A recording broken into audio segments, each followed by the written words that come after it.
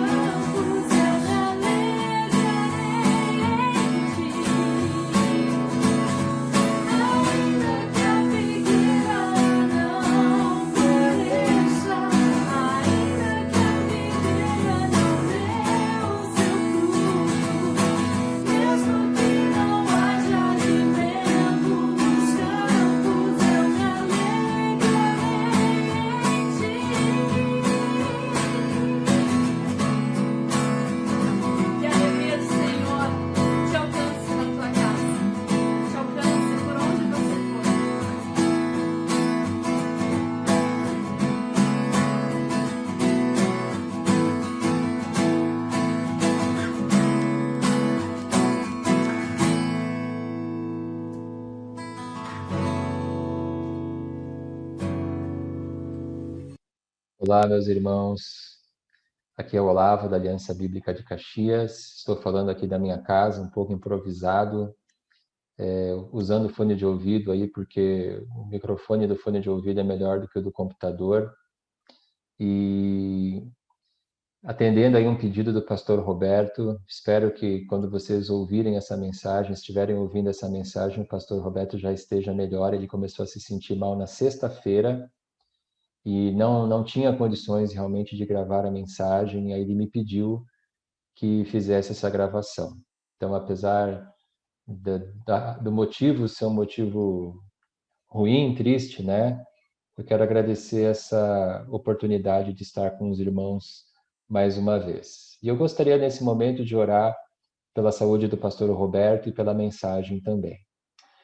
Pai, nós te agradecemos pela vida do pastor Roberto, esse homem que tem te servido, que tem te buscado, e entregamos agora, Pai, a saúde dele, pedindo a sua cura completa, Pai, seja através de um milagre, seja através dos médicos, toda cura vem de ti, mas que ele tenha um pleno restabelecimento, que ele fique completamente curado, Pai, que ele possa voltar à ativa o quanto antes, Deus. Então, entregamos a vida do pastor Roberto, entregamos também essa mensagem, que o Senhor fale ao nosso coração.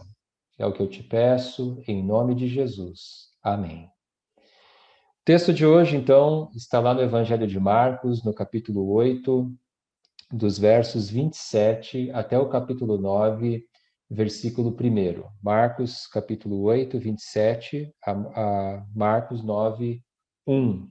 E esse é um texto bem importante do Evangelho de Marcos, porque é o texto em que Pedro faz a sua confissão de que Jesus é o Cristo, é o texto em que Jesus fala de sua morte e ressurreição, é o texto em que ele nos desafia a tomarmos a nossa cruz. Então eu vou ler aqui na NVI, Marcos 8, 27.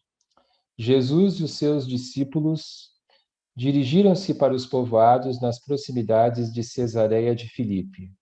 No caminho, ele lhes perguntou: Quem o povo diz que eu sou? Eles responderam: Alguns dizem que és João Batista, outros Elias, e ainda outros um dos profetas. E vocês? Perguntou ele: Quem vocês dizem que eu sou? Pedro respondeu: Tu és o Cristo. Jesus os advertiu que não falassem a ninguém a esse respeito. Então ele começou a ensinar-lhes que era necessário que o Filho do Homem sofresse muitas coisas e fosse rejeitado pelos líderes religiosos, pelos chefes dos sacerdotes e pelos mestres da lei. Fosse morto e 3 dias depois ressuscitasse. Ele falou claramente a esse respeito. Então Pedro, chamando-o à parte, começou a repreendê-lo.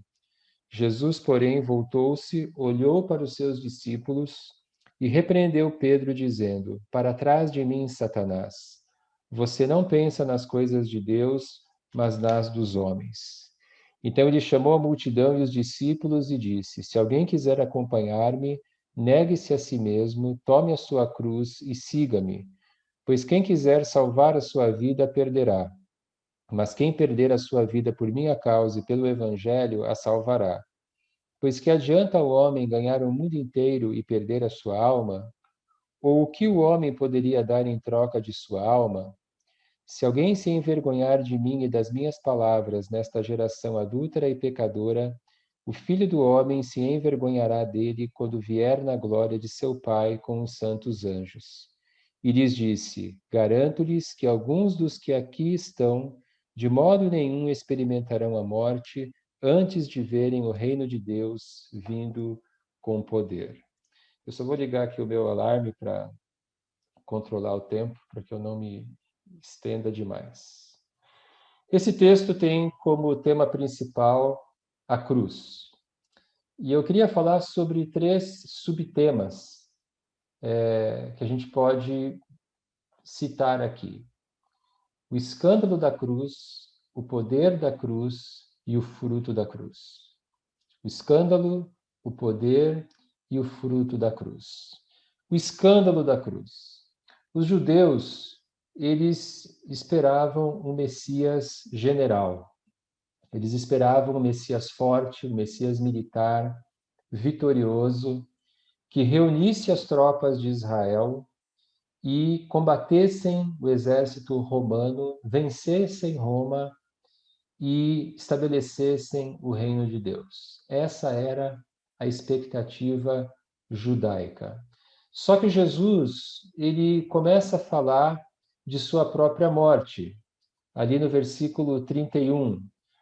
E o texto nos sugere que Jesus não disse apenas que ele seria morto, mas que ele seria morto por crucificação.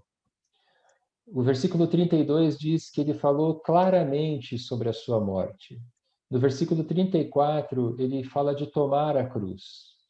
Então, a gente pode concluir que Jesus, ele falou aqui não só que ele morreria, mas que ele morreria crucificado.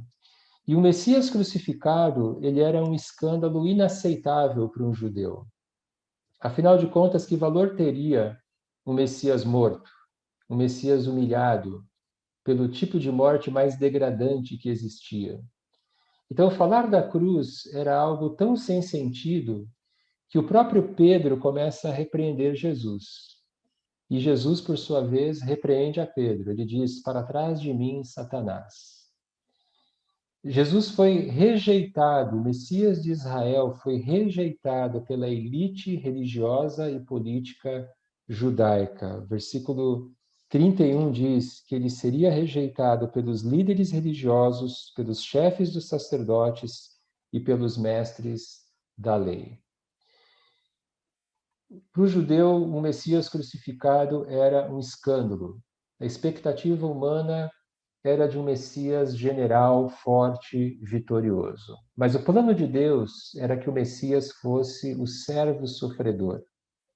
E nós encontramos essa figura do servo lá em Isaías, capítulo 53. Eu vou ler os versículos de 3 a 5.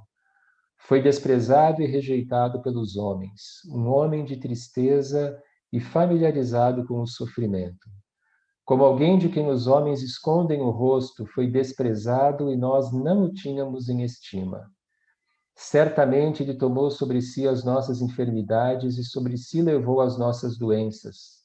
Contudo, nós o consideramos castigado por Deus, por ele atingido e afligido. Mas ele foi transpassado por causa das nossas transgressões, foi esmagado por causa das nossas iniquidades. O castigo que nos trouxe paz estava sobre ele, e pelas suas feridas fomos curados. Então, o Messias, o próprio Deus feito homem, ele veio para ser o sacrifício pelos nossos pecados. Assim como os animais eram sacrificados no templo em Jerusalém, para o perdão dos pecados do povo, Jesus foi sacrificado no altar da cruz. Na cruz, ele derramou o seu sangue, ele se tornou a oferta pelos nossos pecados. E é por isso que Jesus precisava morrer. E Deus escolheu que ele morresse numa cruz romana, para que ele se tornasse sacrifício pelos nossos pecados. É muito interessante, Marcos capítulo 8 tem algumas ressonâncias em 1 Coríntios, né? 1 Coríntios, Paulo descreve a cruz como um escândalo. Os judeus pedem sinais miraculosos e os gregos procuram sabedoria. Nós, porém, pregamos a Cristo crucificado, o qual, de fato, é escândalo para os judeus e loucura para os gentios. 1 Coríntios 1, 22, 23. O poder da cruz. No capítulo 9, versículo 1, Jesus afirma que alguns dos que estavam ali, de modo nenhum, experimentariam a morte até verem o reino de Deus vindo com poder. E muitos interpretam que Jesus, quando fala do reino de Deus vindo com poder, estaria falando da transfiguração, porque a transfiguração acontece em Marcos 9, de 2 a 13. E a transfiguração é um momento glorioso. É o momento em que Jesus conversa com Moisés, conversa com Elias. É o momento em que a voz do Pai é ouvida. Esse é o meu filho amado, ouçam a ele. E nesse sentido, a transfiguração, ela se assemelha ao batismo de Jesus, porque são dois momentos em que a identidade de Jesus é afirmada como Filho de Deus, como Messias. Mas não existe nada na transfiguração que nos leve à conclusão de que foi ali que o reino de Deus veio com poder. Por mais gloriosa que tenha sido a transfiguração, não é ali que o reino de Deus vem com poder. E quando é que o reino de Deus vem com poder? E a resposta do Novo Testamento é que esse momento é a cruz. Paulo diz lá em Colossenses 2, 13 a 15: quando vocês estavam mortos em pecados e na incircuncisão da sua carne, Deus os vivificou juntamente com Cristo. Ele nos perdoou todas as transgressões e cancelou a escrita de dívida que consistia em ordenanças e que nos era contrária. Ele a removeu pregando-a na cruz e, tendo despojado os poderes e as autoridades, fez deles um espetáculo público, triunfando sobre eles na cruz. Então, Paulo está dizendo que na cruz acontecem duas coisas: os nossos pecados são perdoados e os inimigos de Deus são vencidos. Os três grandes inimigos de Deus, o pecado, a morte e o diabo, são derrotados de maneira mortal, de maneira final, de maneira absoluta na cruz. É na cruz que Jesus se torna rei. É na cruz que o reino de Deus é estabelecido. É na cruz que os inimigos de Deus são vencidos. E nós sabemos disso por causa da ressurreição. Lá em Atos, Pedro diz: Deus ressuscitou este Jesus e todos nós somos testemunhas desse fato. Exaltado à direita de Deus, essa é uma posição de Jesus, então, como Messias, o rei que agora está reinando, ele recebeu do Pai o Espírito Santo prometido e derramou o que vocês agora veem e ouvem. Então, a nova aliança, a promessa de que Deus derramaria do seu Espírito, se cumpriu na cruz. Mais um sinal de que o reino de Deus foi estabelecido. Pois Davi não subiu ao céu, mas ele mesmo declarou: o Senhor disse ao meu Senhor: senta-te à minha direita, até que eu ponha os teus inimigos como estrado para os teus pés. Portanto, que todo Israel fique certo disto: este Jesus a quem vocês crucificaram, Deus o fez Senhor e Cristo. Então, a gente pode afirmar de forma cabal que é na cruz que o reino de Deus vem com poder.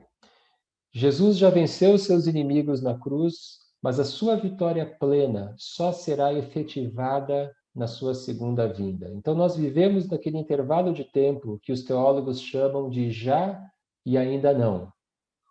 Nós já temos o pecado, o diabo e a morte derrotados, mas eles ainda não foram eliminados. Isso vai acontecer na segunda vinda de Cristo. Nós já temos o Espírito Santo e já podemos viver uma vida de santificação, mas ainda não foi extirpado o pecado do nosso coração. Isso só vai acontecer na segunda vinda de Cristo. Nós já podemos experimentar uma comunhão, uma unidade, uma intimidade como irmãos em Cristo. Nós já somos um só corpo como igreja. Mas a igreja perfeita ainda não existe. A igreja ela só se tornará perfeita quando Jesus voltar. Nós devemos combater o mal, nós devemos aliviar o sofrimento das pessoas, nós devemos combater as injustiças, mas o mal e a injustiça somente serão vencidos plenamente quando Jesus voltar e estabelecer novos céus e nova terra. Mas a cruz é o poder de Deus. 1 Coríntios capítulo 1, versículos 22 e 23, fala da cruz como escândalo. E nos versículos 24 e 25, Paulo diz: mas para os que foram chamados, tanto judeus como gregos, Cristo é o poder de Deus e a sabedoria de Deus. Porque a loucura de Deus é mais sábia que a sabedoria humana, e a fraqueza de Deus é mais forte que a força do homem. Então, o escândalo da cruz, o poder da cruz e o fruto da cruz. Jesus nos chama para vivermos uma vida crucificada. No capítulo 8, versículo 34, então ele chamou a multidão e os discípulos e disse: se alguém quiser acompanhar-me, negue-se a si mesmo, tome a sua cruz e siga-me. Agora é importante nós entendermos o que Jesus quis dizer com tomar a nossa cruz. Na nossa cultura, nós entendemos tomar a cruz como sendo os nossos problemas. Então a gente brinca, né? Ah, a minha cruz é a minha sogra. Ou a minha cruz, a nossa cruz são os nossos políticos. Ou a minha cruz é uma doença que eu tenho. E aí a gente vai achando que tomar a nossa cruz é a gente ter que suportar os nossos problemas. Mas não é disso que Jesus está falando aqui. Se a cruz não são os nossos problemas, o que significa negar a si mesmo, tomar a cruz e seguir a Cristo? Significa viver e morrer como Jesus viveu e morreu. A cruz no Novo Testamento, ela está sempre associada ao amor. Cruz e amor são dois temas que andam juntos. E eu poderia citar para vocês aqui vários textos do Novo Testamento que fazem essa ligação, mas eu quero ler 1 João capítulo 4, de 9 a 11. Foi assim que Deus manifestou o seu amor entre nós. Enviou o seu Filho unigênito ao mundo para que pudéssemos viver por meio dele. Nisso consiste o amor, não em que nós tenhamos amado a Deus, mas em que ele nos amou e enviou o seu Filho como propiciação pelos nossos pecados. Amados, visto que Deus assim nos amou, nós também devemos amar-nos uns aos outros. Então, cruz e amor. Negar a si mesmo e tomar a cruz significa negarmos o nosso egoísmo para vivermos uma vida de amor. É interessante que, mesmo sem pecado, o próprio Jesus negou a si mesmo. Jesus nunca pede de nós algo que ele mesmo não tenha feito. Por exemplo, no jardim do Getsêmani, quando ele percebeu que a sombra do Calvário se aproximava, que o momento da sua morte se aproximava, ele começou a ficar aterrorizado. E nem tanto pela a dor física da crucificação, mas porque naquele momento, na cruz, ele seria separado do Pai. E ele levaria sobre si todos os nossos pecados. O peso de todos os pecados de toda a humanidade, passados, presente e futuro. E ele então ora ao Pai: Pai, se possível, passa de mim esse cálice. Que é uma oração totalmente compreensível. E Jesus não precisava ter morrido por nós, mas ele quis morrer por nós. E ele diz: seja feita a tua vontade e não a minha. Então o próprio Jesus, ele negou a si mesmo. Marcos 10, 45, pois nem mesmo o Filho do Homem veio para ser servido, mas para servir e dar a sua vida em resgate por muitos. Então, falar da cruz é falar de amor sacrificial. Negar a si mesmo significa negarmos os nossos pecados, negarmos os nossos desejos egoístas, o nosso orgulho, a nossa preguiça, a nossa maldade. Tomar a cruz significa vivermos uma vida de amor e de obediência a Deus, uma vida de amor e de serviço às pessoas. O fruto da cruz é o fruto do Espírito. Gálatas 5, 22 e 23. Mas o fruto do Espírito é amor, alegria, paz, paciência, amabilidade, bondade, fidelidade, mansidão e domínio próprio. Então, tomar a cruz é nós vivermos uma vida de compaixão, uma vida de perdão, uma vida de bondade, uma vida de autodoação, de paciência com o outro, de respeito pelo outro, uma vida de humildade, uma vida de serviço. Carregar a cruz é falar de acolhimento, porque é na cruz que Jesus acolhe a todos nós. Falar da cruz é falar de generosidade e de misericórdia. E é muito interessante que Paulo fale do escândalo da cruz em 1 Coríntios, do poder da cruz. E não é surpreendente que o capítulo mais importante de 1 Coríntios seja o capítulo 13, o capítulo que fala do amor.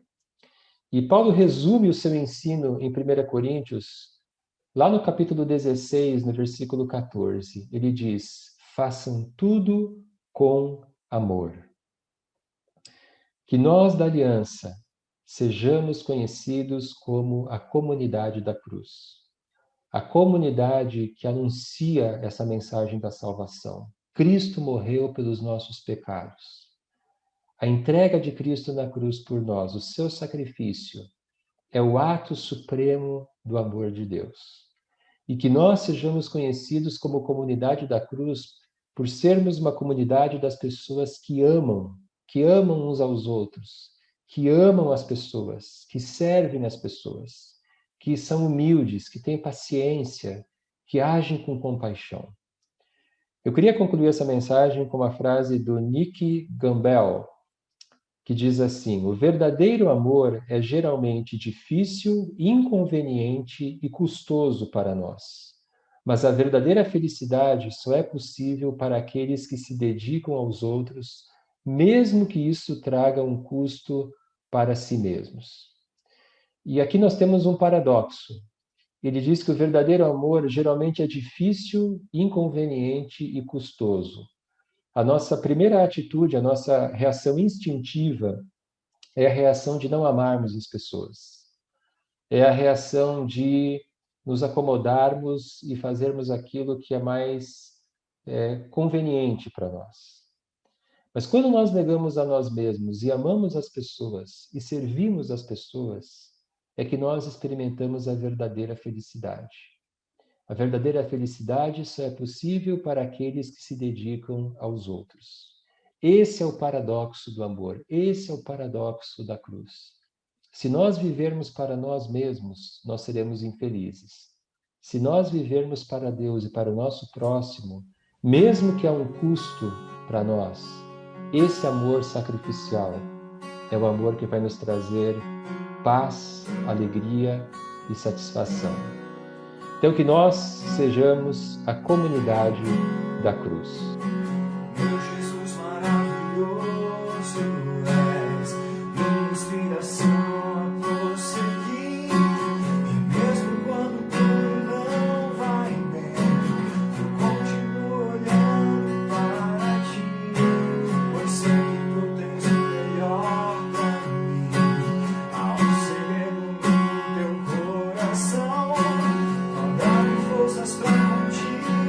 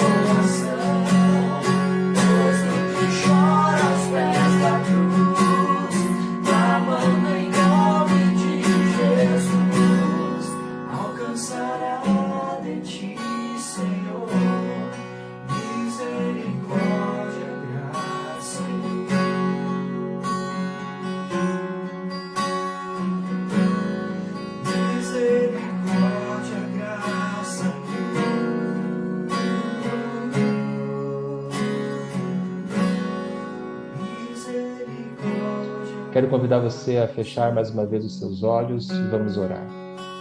Obrigado, Senhor, pelo escândalo da cruz, pelo poder da cruz. Porque é por meio do sacrifício de Cristo que nós temos os nossos pecados perdoados, que nós temos a certeza da vida eterna e de que um dia, Pai, todo o mal será banido do universo e o Senhor estabelecerá novos céus e nova terra. Obrigado pelo fruto da cruz, que é o teu amor. Esse amor que nos atinge, que nos transforma e que nos constrange. E que nos transforma também em pessoas amorosas. Que nós sejamos igrejas conhecidas pela cruz. Igrejas que anunciam o evangelho da salvação, o perdão dos pecados. E igrejas onde as pessoas sejam conhecidas pelo amor, como pessoas amorosas, como pessoas que têm compaixão e que servem os outros. É o que eu te peço e te agradeço, em nome de Jesus. Amém. Então, meus irmãos, mais uma vez, foi um prazer muito grande estar com todos. Que Deus abençoe a sua vida e que Deus possa fazer de nós comunidades da cruz. Deus nos abençoe.